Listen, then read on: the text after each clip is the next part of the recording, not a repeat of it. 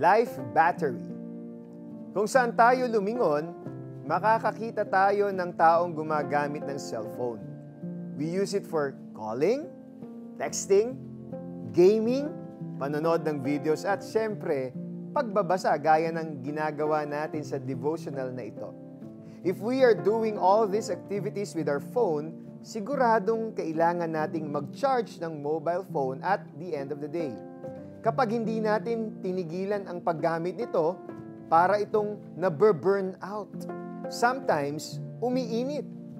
Nagahang hanggang sa madedbat ito kapag tuloy-tuloy ang paggamit natin ng apps ng sabay-sabay. Gaya ng cellphones, kadalasan ay jam-packed din ang gawain natin sa araw-araw at naburn out din tayo. Mapatrabaho, pag-aaral o pag-aasikaso ng mga gawaing bahay. They all consume our energy. At minsan, sa sobrang sanay tayo maging busy, feeling natin nagkakasala tayo kapag nagpapahinga. Pero hindi ito totoo. In fact, God has mandated us to rest. He even set Himself as an example. Kahit na Diyos siya at hindi kailangan ng pahinga, on the seventh day, after creating everything, He rested. Sobrang fascinating din kung paano yung sakit ng likod or ulo natin biglang nawawala after resting. Ang galing ng design sa atin ni God, no? Kung paanong nagiging full battery muli ang cellphones natin after being charged, ganoon din naman tayo, nagiging fully energized after taking time to rest. Let us pray. Lord, salamat po sa reminder that in the midst of these busy times, it is okay to rest.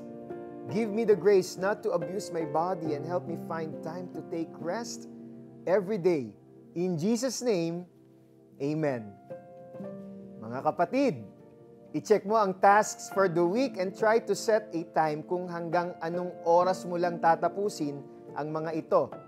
Ilaban ang time to rest and be amazed at how energized you'll be para tapusin ang tasks for the following day.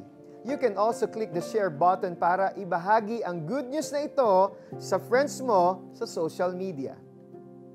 6 na araw kayong magtatrabaho, ngunit sa ika-7 araw kayo'y magpapahinga, maging ito may panahon ng pagbubungkal ng lupa o ng pag-aani.